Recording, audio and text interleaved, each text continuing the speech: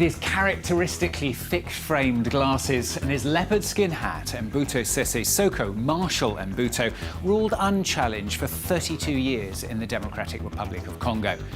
He came to power in 1965 amid two successive coups. He was supported by the former colonial power Belgium and by the US in the ongoing fight against communism.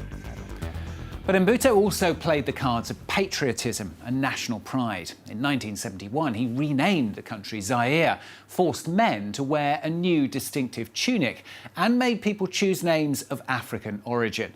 Then, as the price of commodities collapsed, he nationalised foreign companies. Corruption then, though, taking hold at every level of the country's administration. Mobutu began to accumulate massive wealth, and he ordered the construction of massive palaces. A whole city rose out of the earth, right in the middle of the tropical jungle, GBADOLITE. Mobutu reigns all-powerful. I have the legitimacy of popular support behind me, which means that I've been elected for 7 years. My mandate will end at midnight on the 4th of December, 1991. I am a candidate for another term after that. I am announcing that, and I'm not afraid to do so. You'll still be there in the year 2000. Well, why not? In 2 months, I'll be 60. The year 2000 is 10 years away. Why not? Well, little by little, though, corruption became endemic and the violent regime slowly began to falter. Long-suffering Zaireans fighting back. Weakened by cancer, Mobutu slowly withdrew into his GBADOLITE stronghold. In 1997, Mobutu driven from power by the rebellion of Laurent Désiré Kabila, and he died in Morocco just a few months later. Despite, though, 3 decades of violence and oppression, some Congolese still feel a certain nostalgia for the Zaire years. Our reporters Horace Garcia and Thomas Nicolon revisit the ruins of his palace at GBADOLITE for France 24.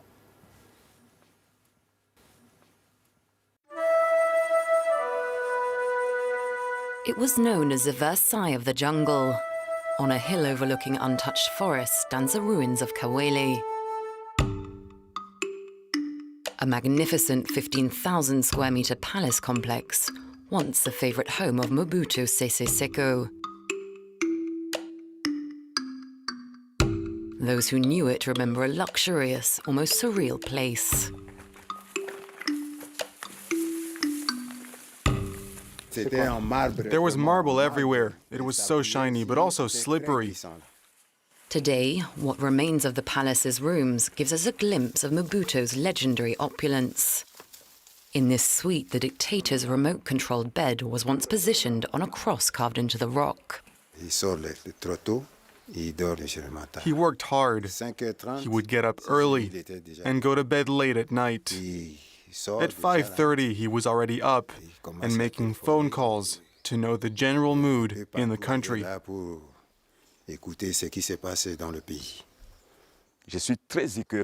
I'm very upset because I know how his residence used to be.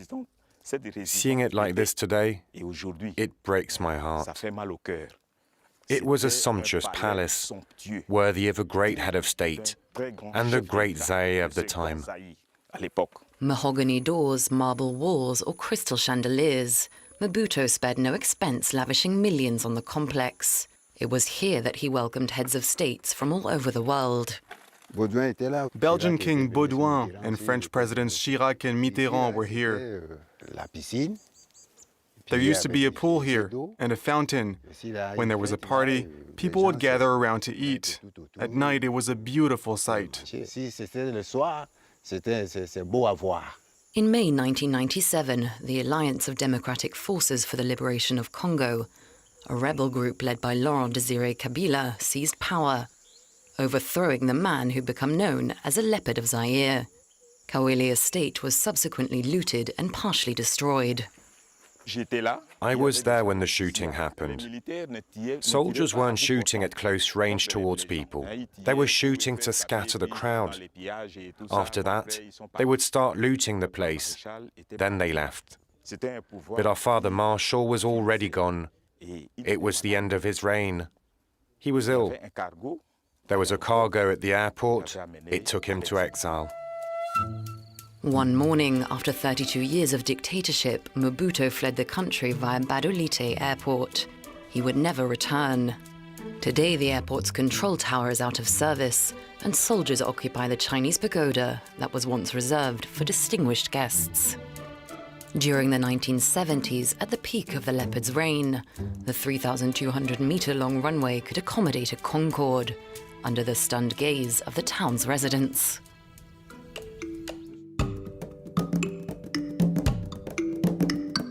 In 1967, GBADOLITE was a tiny village of mud huts.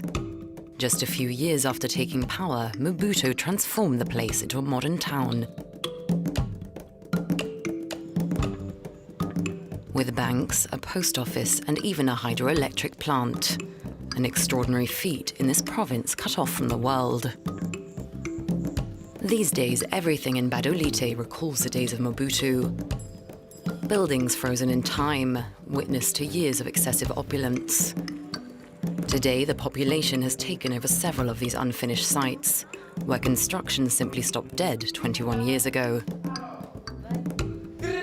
Supposed to host the National Water Company, this building is now used as a school, where pupils study in an unusual setting. But some places have escaped the looting, like the luxury Zekele Hotel. When the marshal was here, there were 3 bars. The pool bar on the other side. This one is the blue bar. People used to come from everywhere. They came from Kinshasa. They came to drink and eat. There was joy. We are currently at the Red Bar. It was a renowned bar at the time of the poor marshal. Even he came here. But because he was the president, he couldn't stay very long. He would have fun for a few minutes and then go home. But nights of partying are a distant memory. There's no longer electricity to keep the beer cold, nor any clients to drink it. In 1988, Mobutu built a fizzy drink bottling factory, producing 80,000 bottles a month. In the end, it could supply half of that, due to the weakness of local purchasing power. 9 years after production started, everything came to a stop. But the staff, still there, have been waiting patiently for a new owner. For 21 years. The factory was Marshal Mobutu Sese Sekou's initiative. He was the main shareholder. This company gave life to this city, GBADOLITE. He didn't do it to earn money, but so that people would have a job. We still hope that someone will revive the company. We are waiting for a person of goodwill, a billionaire who would take an interest in investing here. He would be welcome here. Tarmacked roads, running water, electricity. The population of GBADOLITE could once touch the leopard of Zaire's dreams of grandeur. Those who benefited from the apparent prosperity of his rule have struggled to move on. Marshal Mobutu isn't just anyone. He deserves a mausoleum. He deserves a monument. Originally buried in this chapel, the bodies of Mobutu's family members were moved to this cemetery at the time of the looting. 2 of his sons are buried here, as well as his first wife, Marie Antoinette. The remains of her husband are still in Morocco.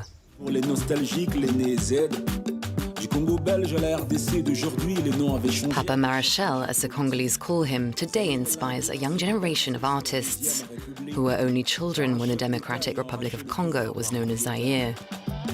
Il s'appelait Mobutu et pendant quelques 32 ans, il a régné en roi.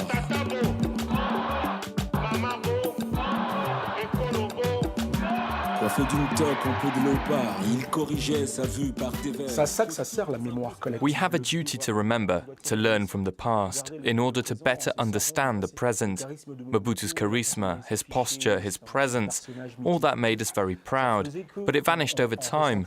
Mobutu was still there, but his dignity was dying out. Mobutu était encore là que déjà cette dignité partait. The bustling Congolese capital also got a makeover under Mobutu. too colonial, Belgian Leopoldville became Kinshasa, a showcase of the new Zaire, known as Kinlabel. The dictator's landmarks reflected his ambition: the imposing palace of the people, the seat of parliament, and a 210-meter-high tower, visible from anywhere in the city. Kambai Boachia, a historian and Mobutu's former education minister, has come here for the first time since the 1990s. It's impressive, almost out of proportions. Mobutu had a spirit for greatness. He's a mystical man, and by sanctifying this tower, we sanctify Zaire at the same time. He's Zaire. On the top floor, a fancy restaurant was supposed to offer views over the capital, but it was never completed. Professor Boachia says that Mobutu wanted to better the Congolese people.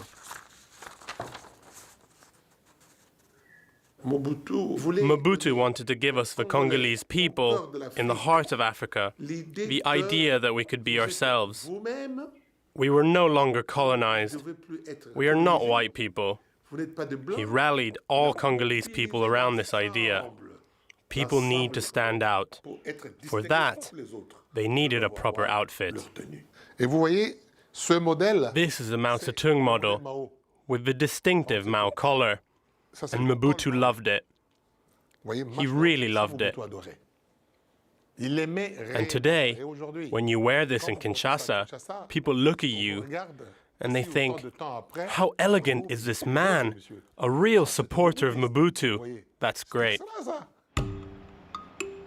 But behind the gleaming facade, Mobutu was leading the country to ruin. The absolute ruler shopped, ate, and at times imitated a European lifestyle, increasingly detached from his people, distancing himself further and further from reality. In Kinshasa, as elsewhere, dissident voices were silenced, his opponents tortured and murdered. In 1966, 8 months after his rise to power, Mobutu ordered that 4 politicians be hanged in the stadium, accusing them of plotting against the government. The people had been warned. Under his rule, protests were frequently repressed, often violently. At this stage, it was getting complicated for the regime. That's when order was given to shoot at close range.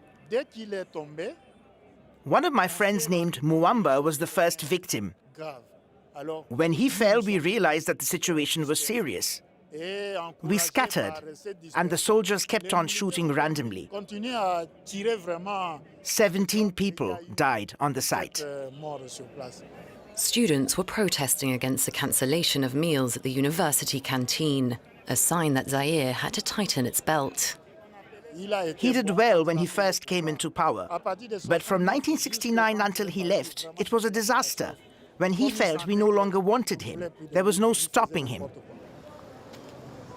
Today, in the middle of a political crisis, some long for Mobutu.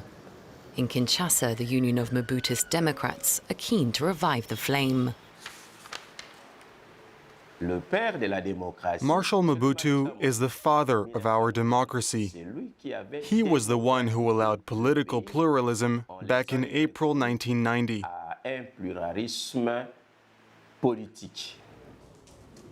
Here, the former dictator is omnipresent, his world-famous hat appearing in every photo. Political and religious leaders once flocked from all over the world to meet the leopard, and Mobutu knew only too well how to charm them before he crossed a red line. We, the people, started feeling that he was being let down by those who used to call themselves his friends. They were not here for him through the tough times, during his sickness. Considered to be one of the most ruthless dictators of the 20th century, Mobutu is nonetheless revered by some today in the Democratic Republic of Congo. We tend to create an idealistic image of the former president against a new one. When our current president leaves, the next one will make us idealize him, and so on. At the end of December, the Democratic Republic of Congo will hold a presidential election. The final meetings before the vote are an opportunity for the nostalgic to speak up.